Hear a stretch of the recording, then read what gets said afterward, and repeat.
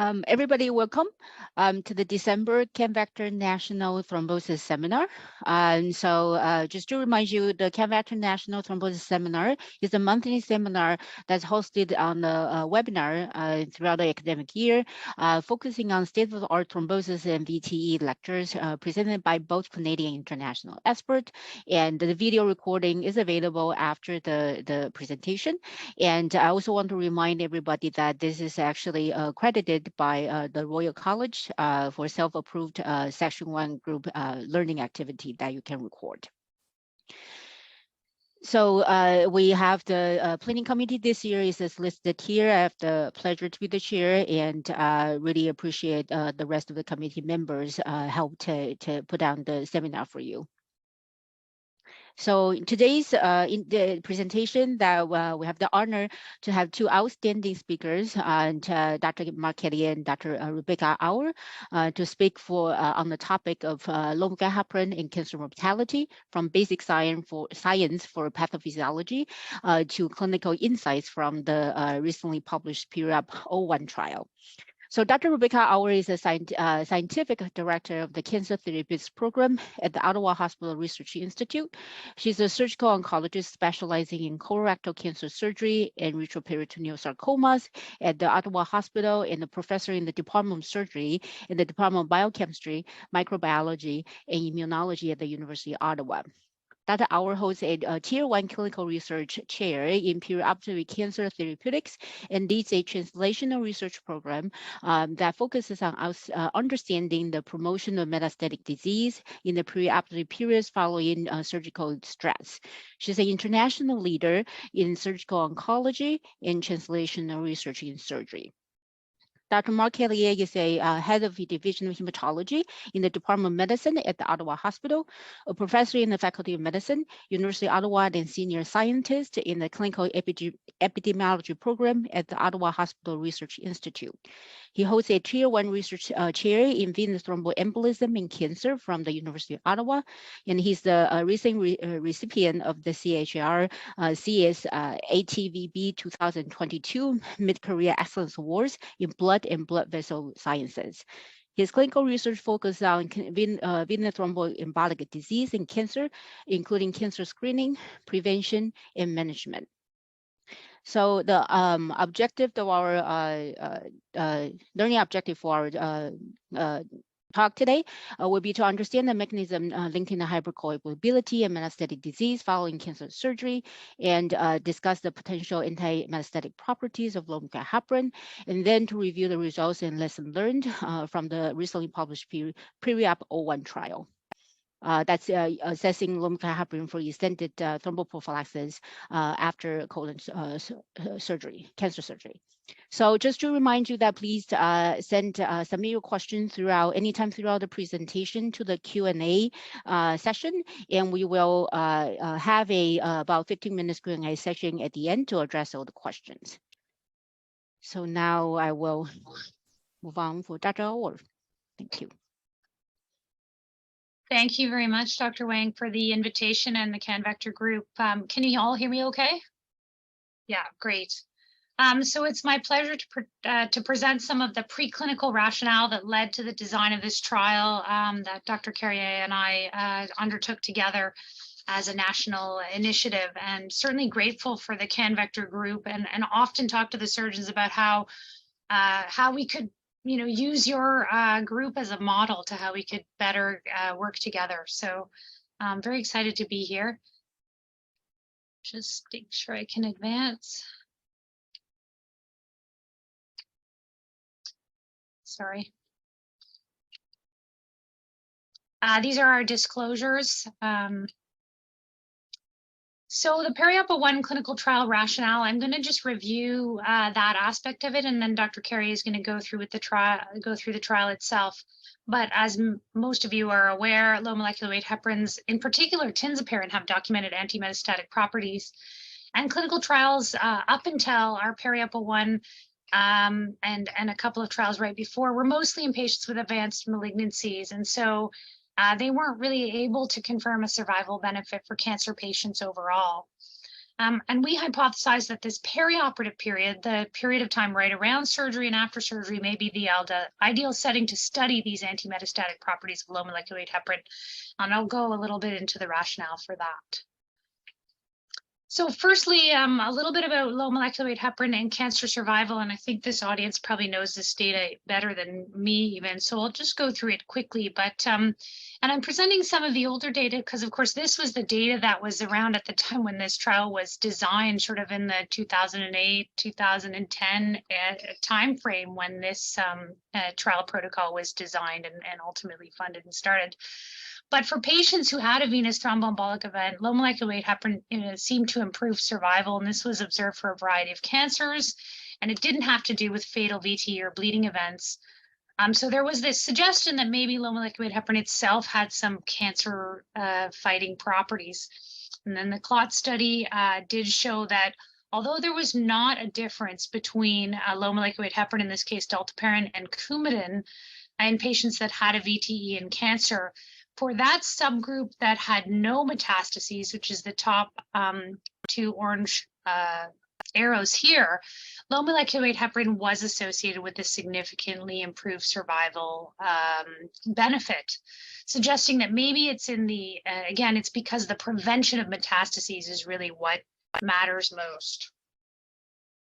So as prophylactic low molecular weight heparin may improve cancer survival in those patients who don't have a clot. So again, at the time, this was the systematic review that had been done by the group in Ottawa, looking at the role of prophylactic low molecular weight heparin in these patients who did not have a VT. At this point, there was 4 randomized trials.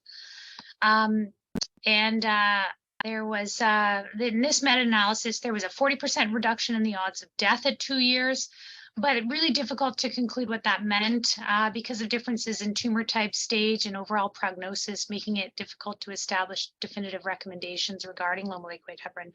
And in the studies where there were subgroups with the lowest burden of disease, they seem to have the greatest benefit from low molecular weight heparin.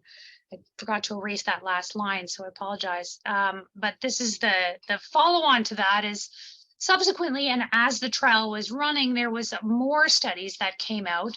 And there was an updated Cochrane review in 2014 that looked at 11 studies.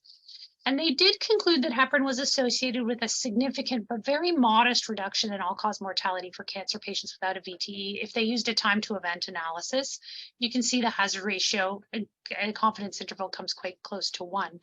It's important that that Cochrane review didn't include the NVALT-8 trial. This was in patients who had non-small cell lung cancer and they got adjuvant chemo plus or minus the low molecular weight heparin nadroparin. The trial was supposed to enroll about 600 patients. It had to be closed early because of feasibility issues, but there was kind of a provocative improvement in median disease-free survival. The group that received low molecular weight heparin, it was 75.5 months, which was about twice that in the observation, the group that got just chemo alone. So at that time, when we saw that data, we were kind of excited. We were on, the trial was ongoing. Unfortunately, then a little bit later, the TILT trial, also not included in this Cochrane review, but published in 2018, was a similar group of patients who had non-small cell lung cancer with chemo plus or minus tinzaparin. They enrolled 549 patients, and they didn't see a significant difference in overall survival. That confidence interval crossed 1. But tinzaparin was only started 12 weeks post-operatively, and even the authors of this trial referenced our PERIOPA-1 trial and said, maybe it's timing, maybe it's when you give the heparin to this group where you're trying to prevent metastatic disease that matters. And then from the literature, there was a couple of non-randomized and one prospective randomized studies that looked at a short duration of either post-operative unfractionated heparin or low molecular weight heparin versus unfractionated heparin in patients who were having cancer surgery. So in the first study published in 2003, there was patients with colon rectal cancer, 600 of them, that were in an adjuvant chemotherapy trial. So they were randomized based on that, and that chemotherapy called Razoxane didn't work. However, they went back in a post hoc analysis and they looked at patients who received post-operative heparin. or those that didn't, not a randomized study. And they did see a reduction in the risk of death among heparin-treated patients of 21%. And disease-free survival was similarly reduced. And this is the graph that they published. There was also another prospective randomized study of patients who diagnosed with female cancers, 287, and they were randomized to receive the low molecular heparin certiparin versus unfractionated heparin for 7 days postoperatively, and they did see mortality at 2 years was improved in the patients who received the low molecular weight heparin. So provocative, but certainly not definitive. And all of the preclinical data really did suggest that there was an anti-metastatic effect for heparins, particularly low molecular weight heparins. And I'll go a little bit into the mechanism of that, but essentially there appeared to be, it appeared that the low molecular weight heparins can prevent platelet and fibrin clot binding to tumor cells, and that those tumor cells are then more amenable to innate immune destruction, so immune destruction by natural killer cells. And I'll talk a little bit about that in a second. But there's been, in fact, our group updated this review looking at preclinical data, and indeed it's unquestionable that in the preclinical space at least, low molecular weight heparin has anti-metastatic properties. So there's obviously a well-established link between hypercoagulability and cancer prognosis, which we've just discussed, and that anticoagulation with low molecular weight heparin may improve cancer survival, even in the absence of VTE. And there's also evidence in mice studies to suggest that hypercoagulation can promote the development of metastatic disease. So mice with thrombophilias, like factor V Leiden and fibrin deficiency, have more metastatic deposits compared to those with bleeding diathesis who have less, and mice treated with anticoagulants just demonstrated fewer metastatic deposits. So, so the next part was why the perioperative period? Why did we think that was going to be the place where the anti-metastatic effects of low molecular weight heparin might be best seen? And mostly because surgery results in a hypercoagulable postoperative state, and that is associated with the worst cancer survival. And I'm going to show you some of that data in a second. And also, if you can't clear micrometastatic disease following surgical resection, then this could certainly lead to cancer recurrence. So maybe the studies haven't been able to show the effects of low molecular weight heparin on metastases because it hasn't been employed in the right time in the patient's cancer journey. So I'm a cancer surgeon, so it's a bit awkward to say this, but I think of cancer surgery as a necessary evil. It's something that we have to do. It's the mainstay of cancer treatment for solid malignancies. But we know that a lot of the changes during surgery, surgical stress, are shown in other contexts to promote metastases, like blood coagulation, release of growth factors, and immune suppression. And these are really important for patients to heal, but they also may promote the development of metastases. And this is what my lab is focused on, how this happens, why this happens, so we can try and prevent it. So this is just a couple of the animal models we use. This is an implanted model, in this case of colon cancer. And essentially, we implant tumors in the tail vein. That means they spread to the lung and cause lung metastases in these animals. And what you can see is in the animals that have no surgery, these little black dots, because they stay in black in our model, the metastases, you can see a number of mets. But then if we do either a partial liver resection, we've also done a partial pancreas resection, partial kidney resection. It really doesn't seem to matter what type of surgery we do. You see significantly more metastases in this relatively contrived model. And it doesn't matter what mouse strain we use, what type of anesthesia we use. In general, it seems to be that stress of surgery that matters. We also have a slightly less contrived model where this spontaneously metastasis. So we put a tumor in the mammary fat pad. This is a mouse breast cancer. And we let it grow for 14 days. And over that time, there's micrometastases that are kind of coming off the tumor as it grows. Then we do remove the tumor so it doesn't ulcerate. But then in half the patients, we do a major surgical stress. In this case, a nephrectomy to take out the kidney. And then another 14 days later, we take the lungs out and look to see if this spontaneously metastasized to the lung. And again, in those animals that had the major surgery, we see significantly more metastases. These tumors are riddled with these nodules you see that are tumors. So we think that there's definitely, at least in this animal model context, significant spread of cancer with surgery. And so really the hypothesis of our lab is that we need to treat micrometastatic disease right around the time of surgery and reverse or prevent or in some way attenuate the effects of surgical stress on micrometastases. And so it's just a case from my own practice, a 28-year-old female with a newly diagnosed rectal cancer. She got her neoadjuvant radiation and surgery. And about 6 weeks post-op, she developed some chest pain and shortness of breath. That's chest pain, sorry about that typo. And this is a high resolution CT chest. You can see she has a large clot in her mediastinum, consistent with a pulmonary embolism. And she also has these new micrometastases that we see. So the question is, if surgical stress results in more metastatic disease and surgical stress results in hypercoagulability, and hypercoagulability results in metastatic disease, is this kind of a triangle that we need to target? And preventing hypercoagulability maybe prevents the effects of surgical stress on metastatic disease. That's essentially our hypothesis. It's also possible that bad cancers make you hypercoagulable and bad cancers give you metastatic disease. And maybe this is just something that we see together and not really related causally. We tried to look at this in a database when I was a fellow at Memorial Sloan Kettering. We had this large morbidity mortality database. And so we looked at all the patients who had cancer operations, 23,000, and 469 had a documented postoperative VTE. And what we saw that overall survival was significantly worse in those patients who got a postoperative VTE. But again, maybe bad cancers, bad hypercoagulable, bad cancers, bad prognosis.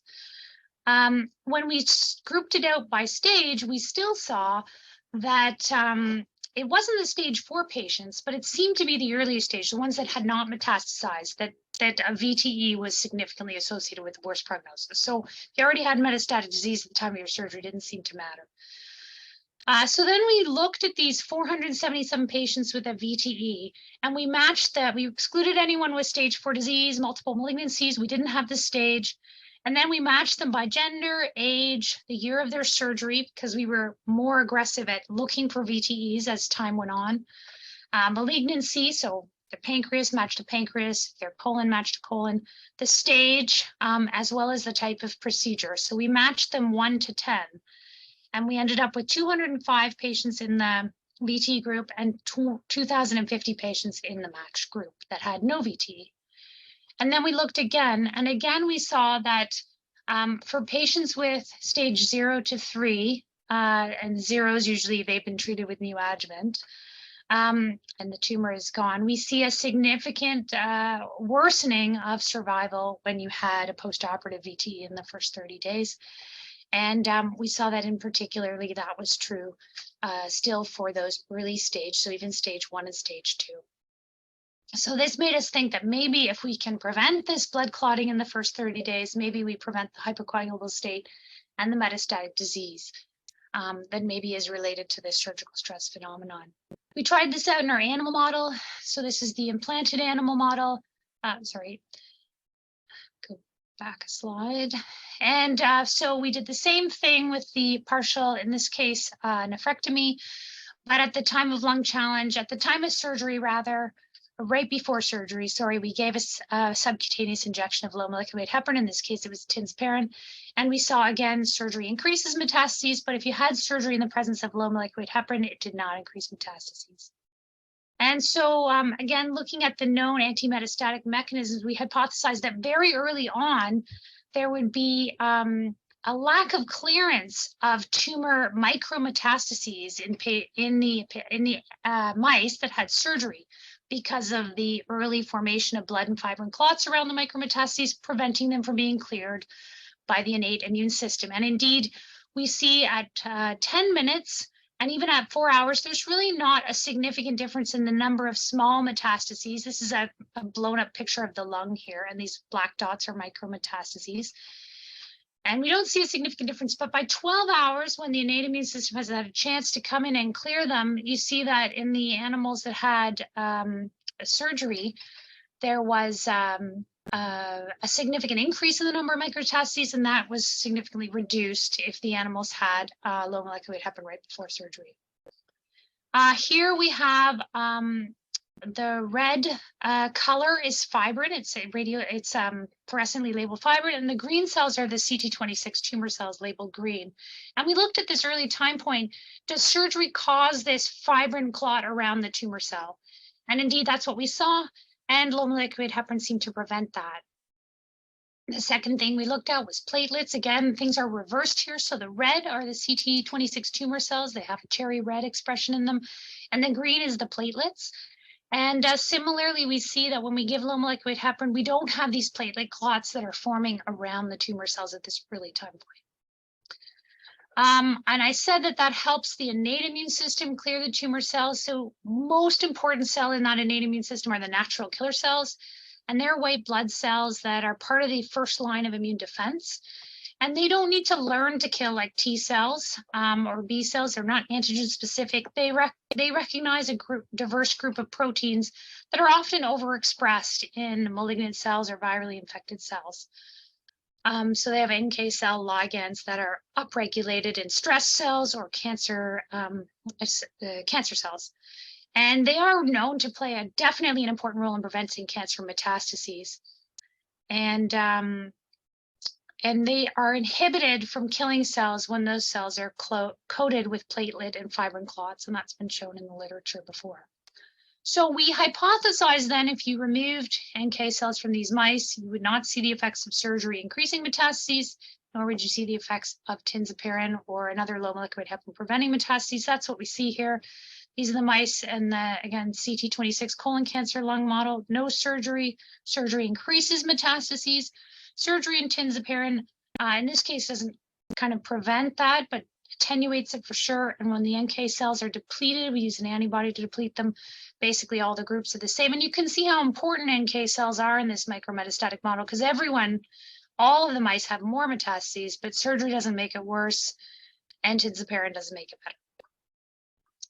And again, when we looked at 18 hours in this time point post the implantation of the tumor cells, we don't see any clearance in any of the groups because NK cells are responsible for clearing.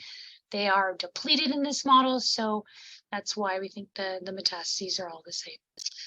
So this was our sort of working hypothesis. Surgical trauma activates platelets and activates the blood clotting cascade. This results in activation and aggregation of platelets and conversion of fibrinogen to fibrin, which causes the tumor cells to be coated in platelet and fibrin and prevents them from being killed by natural killer cells and allows them then to become established micrometastatic deposits. And that leads to the hypothesis. So I'll hand it over to Dr. Carrier now. Thank you, Dr. Auer.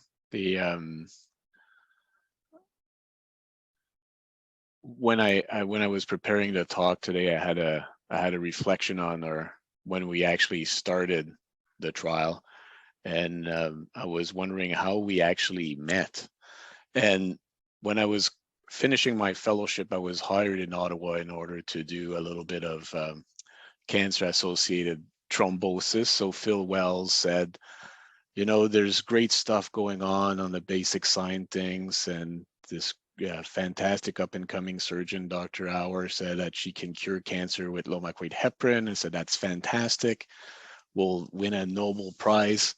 But I have to admit, I was a little bit worried to actually our first encounter because we had met a few years prior to during a call, and I wasn't particularly proud of what I had done. And I worried about it for the past 20 years and just realized today you didn't even remember. So at the time I had hair, I guess, and I was thinner, so it looked probably different. But when I was a medical senior resident, I was doing thoracentesis on a frail old woman in the emergency room at the Civic and caused a pneumothorax. So I called the senior surgery on call, and it was you. And I was really worried about the encounter, but you were not impressed with my technical skills, but you were kind. and helped me to put the chest tube in, and everything went okay. So we never actually seen each other ever after, until Phil Wells asked me to reach out to you, see if we can do clinical trials on anti-cancer properties of anticoagulation. So this is how we first met. Back in 2008, we were young and full, I guess, and we thought we could do anything. And we started with a pilot of 40 patients that was funded by the Department of Medicine seed funding competition. And we published that. And after that, I said, well, we have 40 patients. We can do anything. We can do a randomized controlled trial with over 1,000 patients, no problem. So we decided to apply to CIHR. It wasn't funded by the randomized controlled trial committee, but it was funded by the cancer therapeutics. And I'm not sure, Rebecca, if you remember how much money we got. It was like $600,000 for over 1,000 patient trial requiring low molecular weight heparin for 6 weeks. So we were grossly underfunded, and we ran out of cash maybe 3 years into it, but we've been very innovative in finding ways to support the trial until its completion. So it's quite an achievement. And the thing that we did not realize, other than we didn't have enough money, was that surgeons are not very academically driven, present company excluded, but most surgeons don't really care too much about clinical trials. And I cannot emphasize enough how much Dr. Auer flew across the country to convince her colleagues to do clinical trials, and how much time we dedicated to actually build up the infrastructure for clinical trials in a lot of these centers and help them out how to randomize patients. So we had a very good team of collaborators, sometimes surgeons, sometimes thrombosis docs in the different centers that were kindly providing some infrastructure support, but it truly was a team effort to get this through. But what we wanted to, at the time, we really thought we were going to cure cancer with low molecular weight heparin. So we were designing this prospective open label randomized controlled trial, thinking that perioperative low molecular weight heparin could inhibit metastatic spread and therefore improve disease-free survival in patients with localized resectable colorectal cancer. And it makes sense because, as Dr. Auer mentioned, a lot of the trials, and I'll blame Alejandro Lazolanger from London, Ontario for that, because he did the systematic review and meta-analysis showing a difference in mortality. But how do you know when a cell will actually metastasize? Otherwise, you need to put all the patients on low molecular weight heparin forever. And really, the work done by Dr. Auer and her team showing that we know there's going to be metastatic spread in the postoperative period. And that's why we wanted to study that specifically and see if we could avoid the tumor cells to shred themselves with fibrin and then be left undetected from natural killer cells. So what we thought we would do is take patients over 18 years of age that have confirmed diagnosis of colorectal carcinoma, no evidence of MET, so that there's a decision for resection. Obviously, they have to have a good hemoglobin. And then at the time of this decision, so when the surgeons were seeing them in the clinic, we were approached them and asked them to participate in the trial. And then what we would do is randomize them to control, which was low molecular heparin in the postoperative state only during the hospitalization period, which was controversial. And some sites decided not to participate because they had a 30-day standard of care of low molecular heparin in that setting. And then the intervention or the treatment arm was low molecular heparin at the time of decision to do the resection and for 56 days in the postoperative period. Now you can see here that low molecular heparin was initiated preoperatively up to 6 weeks, and that's in the protocol because all the 12 sites were in Ontario and Quebec. So the expectation is that when you have colorectal cancer that is resectable, will be resected within 6 weeks. So we wanted to keep the window nice and long, not to miss anybody. but most of the patients received around 4 to 5 days of low microwave heparin prior to the resection.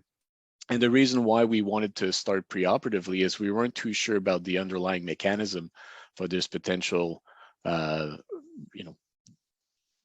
benefit in mortality, and therefore, if there was anything to abrogate preoperatively, we wanted the patients to have at least one dose of the low microwave heparin pre-treatment. Most of them had 5 to 7 days prior to. And then patients would have their surgery initiated on tinzaparin, 4,500 units sub-Q daily, stop at discharge if you're in the controlled, and continued for six weeks or 56 days in the post-operative period if you're in the intervention. And we wanted to follow patients up to 5 years. That's also another thing we didn't really think about in budget, that we needed to follow patients for 5 years. And they have a primary endpoint of disease-free survival, but really looking at the disease-free survival at 3 years, because in the colorectal literature, it has a good correlation with overall survival at 5 years for this patient population. So we thought we would win a little bit of time. Obviously, we wanted to have a look at 5 years survival. I'm a thrombosis doctor, so we wanted to have a look at venous thromboembolic complications and potential hemorrhagic complications in the perioperative period as well. We excluded any patients that had a carcinoma that was really just concise in the polyps. We really wanted to have, if there was no residual tumor evident at the time, we didn't think you would sort of benefit from extended duration thromboprophylaxis. If there was prior history of VTE, because then you should probably receive 30 days of low microwave heparin in the postoperative period. If there's any other requirements for full dose therapeutic dosing of low microwave heparin or other types of anticoagulants, and the usual contraindication to heparin therapy. So when we did the trial, we wanted to have an impact on clinical practice. And in colorectal carcinoma, practice has changed when you can detect an hazard ratio of about 0.75 for disease-free survival. And therefore, we felt that if we could reach that, people will change practice and start using extended duration thromboprophylaxis with tinzaparin in that setting. So the control population that we had, remember, these are relatively good patients, although they have resectable localized colorectal carcinoma. Some of them will still have a recurrence. So we expected the disease-free survival to be 66% at 3 years, and that we could decrease that, or we could have an improvement of 8.5% for an hazard ratio of 0.75.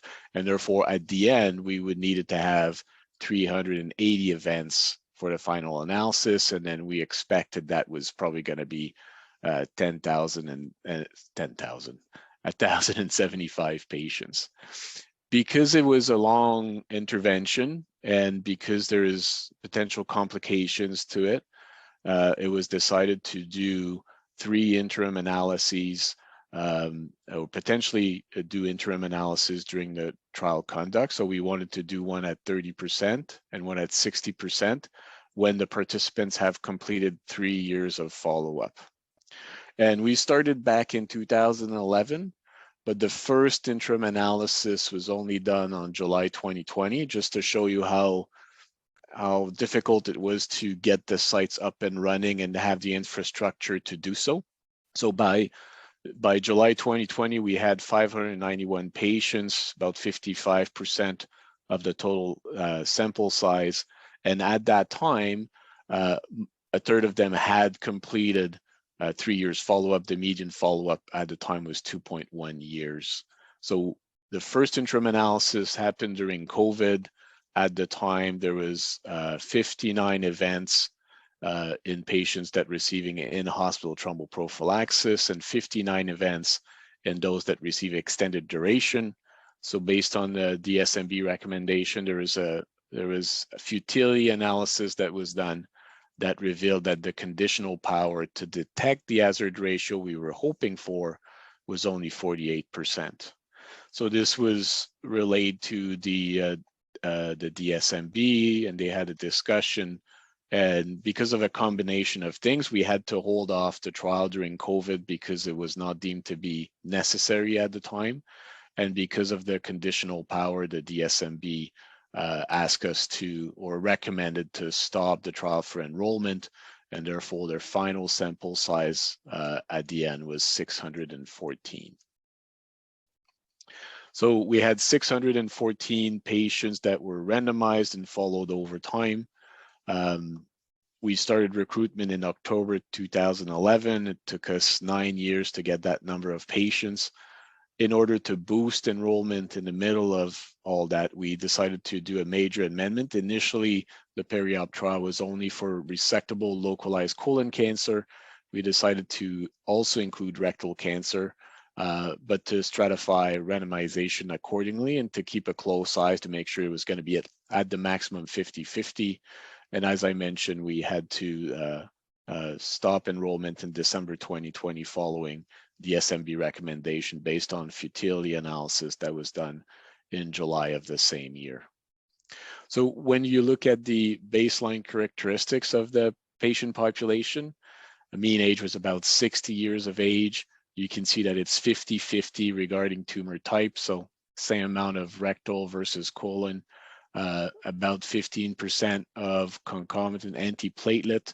And we've also keep in mind that some of these patients will receive adjuvant therapy. Some of them receive neoadjuvant therapy, especially in the rectal cancer patient population.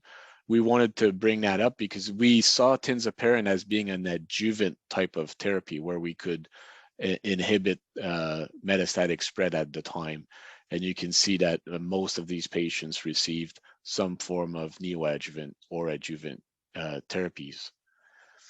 2/3 of the surgeries were done laparoscopically, and you have the spread of the procedures here, but also from a cancer staging perspective, a majority of the patients had stage 3 or 4 disease, and therefore with the type of patient population we're looking for to see an effect if tinzaparin was a good anti-cancer drug or adjuvant therapy for these patient population. So when you look at the Kaplan-Meier survival curve over time, so you can have, this is for disease-free survival. So disease-free survival, because we're thrombosis doc, we're not always familiar. So it's local recurrence, distant recurrence or metastatic spread, new same cancer or new different cancer, or death. And this is standardized in the oncology trials and post-surgical trials, and you follow patients over time. And you can see here that there's really no difference, if anything, a little bit better on the control side compared to treatment side. And if you want to have a look maybe at the different component of the primary endpoint, you can see that overall there's no difference, as I mentioned, 79.2 in the in-hospital compared to 76.5 in the extended duration thromboprophylaxis, and then no difference independent if it's local, distal, and primary new cancer diagnosis or overall mortality. What about secondary endpoints? There's been a lot of discussion in the medical literature about extended duration thromboprophylaxis in the post-operative setting for patients with cancer-related major abdominal surgery. And we all know that if you look at the American Society, or if you look at the American Society of Clinical Oncology, the American Society of Hematology, or any clinical practice guidelines, they would recommend that these patients receive extended duration thromboprophylaxis. We could argue that similar to other thromboprophylaxis trial, the main results of these or the interpretation of these results are based on surrogate outcome measure of screening detected deep vein thrombosis, and then we could have a debate if this is relevant or not. But we wanted to have a look in the peri-op trial because there was the type of patient population for which we would do extended duration, and for which a number of centers refused to participate because of fear of having excess VTE in the in-hospital thromboprophylaxis group. So it was important for us to know, and the DSMB were following the numbers, but you can see here that there's no difference between the in-hospital and extended duration. A relatively modest sample size, but still bigger than all the other post abdominal surgery trials that have been done in that setting before. So I think that will be an important piece of information to add to the existing body of the literature, that maybe we need to stratify patients according to their underlying risk and maybe tailor anticoagulation accordingly. I'm not convinced that strapping everybody on thromboprophylaxis is desirable, given that there's been a lot of changes since the old trials for which these clinical practice guidelines are been based on. A lot of changes in surgical practice and mobilization of the patient. So it's important to have a look at these things and tailor anticoagulation accordingly. And then on the flip side, it looks like extended duration thromboprophylaxis for those that need it is really not associated with a high risk of bleeding. If anything, there's seems to be having a higher risk of bleeding with in-hospital thromboprophylaxis, which may be a reflection of the reasonably small sample size in that setting. Surgeons are often concerned about postoperative complication as well, including wound infection. There's some anecdotal evidence that maybe low-molecular weight heparin or anticoagulation could increase wound infections. So we had a look at the type of complication in the postoperative period, and we had a look at wound infection and anastomostic leakage, which is an important complication for a surgeon. And you can see there is no difference really between the two arms of the study, so that is reassuring. And when we look at the overall survival over 5 years, so remember we used the 3 years disease-free survival because it has good correlation in patients with colorectal carcinoma. But when we look at patients that completed 5 years of follow-up, there's again no difference between the two arms. And similarly, it seems to be slightly favoring the in-hospital. So no signal at all that extended duration will improve survival in this patient population. There's obviously a number of limitations to our trial. It's an open label study. There's no control arm. We did have blind adjudication of the outcome, and it's firm outcomes. It's disease-free survival or mortality or VTE. So it's unlikely that it could have caused a bias, but it's still an important limitation to consider. Study accrual was slow, especially in the first 3 years, because we had to build up the infrastructure at the different sites. We had very committed partners in the region and in Montreal with Dr. Tagalakis, but elsewhere was a little bit harder to get that up and running. So the initial 3 years were a little harder, but as soon as we included rectal cancer and then the centers were up and running, especially in London, Ontario, then we had a good recruitment rate. And then accrual was put on hold in March due to COVID pandemic and closed early before final sample size target was achieved due to the low probability of a positive study associated with it. So if you have a look or have a conclusion, although Dr. Auer and I thought we could cure cancer with low-molecular weight heparin 10 years ago, we now know this is not the case. And Rebecca, I'm not sure if you know this, but just to illustrate how old we are, I had a discussion with the fellows, the thrombosis fellows in my clinic a few weeks ago, and asked them if they knew we used to think that, and no one had a clue. So we're currently well overdue, but there's no difference in cancer recurrence at 3 years, no difference in overall survival. I think we can say that extended duration seemed to be safe when used appropriately, but for all patients, at least included in the peri-op trial, which is still at 600 patients, there is no difference at 3 months with extended duration versus in-hospital low-molecular weight heparin in the setting of symptomatic VTE. And therefore, we do not support the use of extended duration perioperative low-molecular weight heparin to improve disease-free survival or reduce clinically detected VTE in all patients undergoing surgical resection colorectal cancer. I think to have a look at clinically detected VTE or symptomatic events, we need to be a bit more mindful and maybe use stratification or include patients and use patient decision aids so that they can make a decision about risks and benefit of the intervention. So obviously this would not have been possible without a great team of collaborators, which are all included here at their different centers. And of course, locally, Penny Phillips, I'm not sure if she was able to attend the presentation, and Penny really gave all her heart to the study and would not have been possible without her multi-center trial coordinating skills. And locally, Amanda took care of the bulk of the patients here and followed them over time. So we're certainly grateful to Amanda and Penny for all their work. And of course, we're grateful for CIHR for a little bit of money and for all the other ways we were able to innovative ways to have additional fundings through Western, which was a very highly including site, Leo Pharma for providing the tinzaparin and believing that we could cure cancer with tinzaparin, and then obviously the TOH Foundation. That's much appreciated.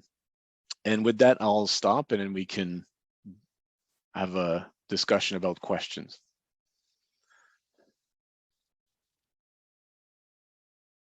Thank you both. Yeah, thank you, Dr. Kelly and Dr. Howard. This is great presentation. And just want to remind everybody that please feel free to submit your questions through the Q&A. And oh, I think we got we got Penny said that she's here, and she said that it's been a pleasure to work with both of you guys. Let's see. Okay, so we have a question from Dr. DeLuke. Let's see. She says, great presentation. Many basic science studies suggested that long-wave heparin could have an anti-metastatic effect and could improve disease-free survival, but it does not translate into humans. Does that mean that we're using the wrong animal models? I mean, it's a good question, and certainly animal models are pretty contrived, and they are, they are improving, but they still are what they are, But I think that, if you really wanted to know whether low molecular weight heparin has an anti-metastatic effect around the time of surgery, you should randomize patients to nothing and, perioperative low molecular weight heparin. And obviously we can't do that. So keep in mind that all the patients got in-hospital thromboprophylaxis, and including on the day of surgery. And so maybe it's simply that we are doing already the best we can with low molecular weight heparin by giving it on the table on the day of surgery and then post-operatively. And so I think the actual question maybe is not possible to answer in an ethical way in patients, but we're already probably doing the best we can. I also, now we're about to start periop 06, and our understanding of what's happening in that post-operative period has completely changed since we designed this study. We actually know that NK cells are fully dysfunctional after surgery. So it's not enough to help them kill the cancer cells after surgery. You actually have to boost them up too. And so that's really a lot of our work now is focused on that. So probably a lot more going on than just one thing after surgery. I was going to have, oh, sorry, go ahead. No, go ahead, Sophie. Oh, no, I was just going to have a follow-up question. Like, what do you see next step coming from here? I understand there's obviously a lot therapeutics still being investigated. I don't know, does anticoagulation still have a place, or you think we should just move on to complete different therapeutics perioperatively? Yeah, so I think probably low molecular weight heparin always has a place, but I'm not sure you need to give it for a month. I'm not sure the benefit of a month versus 7 days is critical, because whatever's happening and some of the circulating tumor DNA data is coming out, and so you can almost predict in lung cancer. And certainly in colon cancer, for example, who's going to get metastatic disease at 2 years by taking blood samples at 30 days, and in the case of lung cancer at 3 days. So that tells me that this period of postoperative immune suppression, which we know exists in humans and mice, even though it's short, has an effect on 2-year outcomes. So we're really focused on that 1 week after surgery, and we're really focused on immune stimulation. So, even giving like engineered NK cells, adoptive transfer of NK cells is kind of the next thing we're tackling. So again, the whole field has moved in a huge way, and our understanding of the immune system has really shifted, and how important it is. And it's particularly important after surgery, I think. And I was just going to add, Sufi, that some people are wondering if it's the right dose, right? We couldn't really use therapeutic dosing in a perioperative setting, otherwise it would have been too much and probably caused bleeding. But I think these questions were also answered by the trials that Dr. Auer presented in her background, with the TILT trial looking at tinzaparin in the postoperative period as adjuvant treatment and intermediate dosing for lung cancer, and similarly with the NAVL8 with netroparin. So I think that question is done from a low-molecular heparin only in the perioperative setting for anti-cancer. But as Dr. Auer mentioned, there's still a number of, we have evolved since then, but not with blood thinners. Okay. There's a question from Dr. Scott Katz. Are you giving extended prophylaxis for any cancer surgery patients for VT reduction per guidelines? And if so, which one? So for colorectal, we do not, unless it's a long rectal case with a lot of time in lithotomy, or a patient who otherwise is very high risk for a different reason, but we don't have a standard program. I think Mark's probably best to talk about the other cancers. There are definitely some cancers for which there is a program, and I'll just say that we just recently published a decision aid, and so we're trying hard to implement that to really give patients the information they need to know whether they want to take extended duration or not. But Mark, you can probably comment on the other cancer. Yeah, correct. And so what we know is probably putting all the different type of surgeries in one bucket like we used to in the older trials is probably not adequate, and the underlying risk of VT complication stratified by the type of procedure vary dramatically.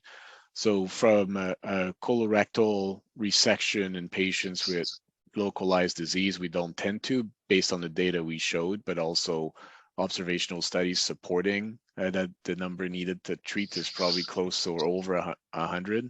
But there's other types of tumors that are more likely to do so. In urology, for example, they tend to do so after cystectomy, for example, and I told the epithelial team does so when they have complex surgeries related to cancer. So there are a number of different cases, but it's more on a case-by-case basis more than so. And if so, then maybe using the patient decision aid that is published in our PTH might be desirable. Thank you.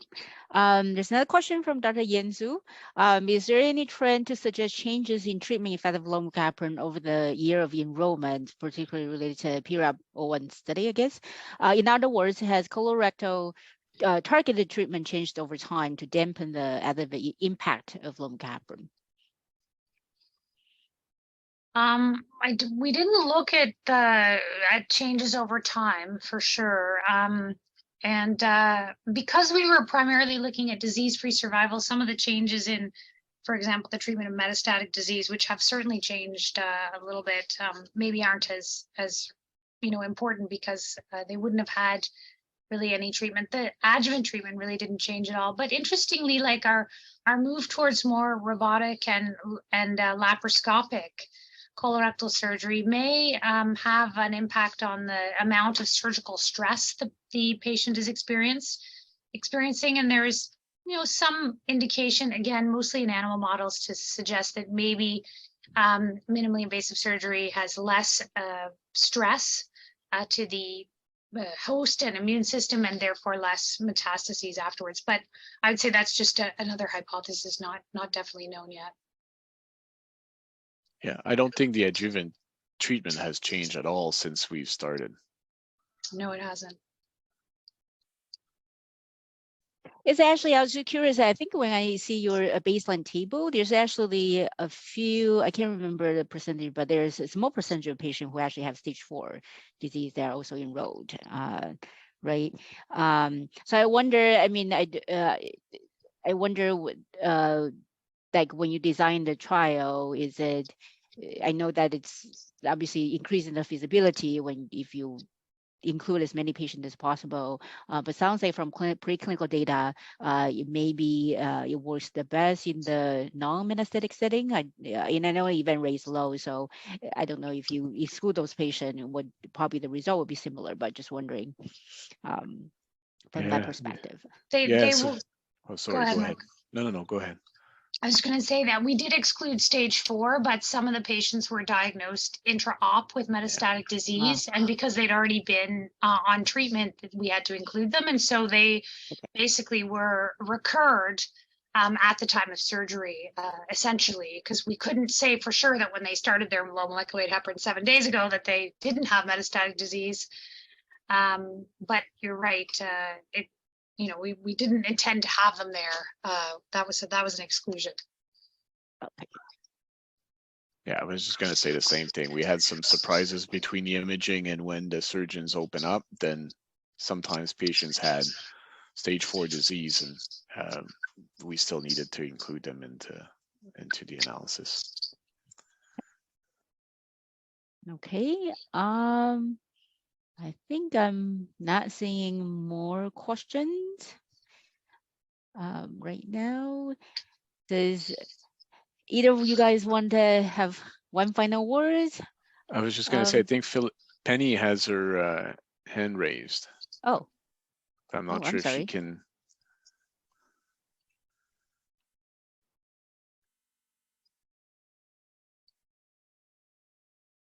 Penny?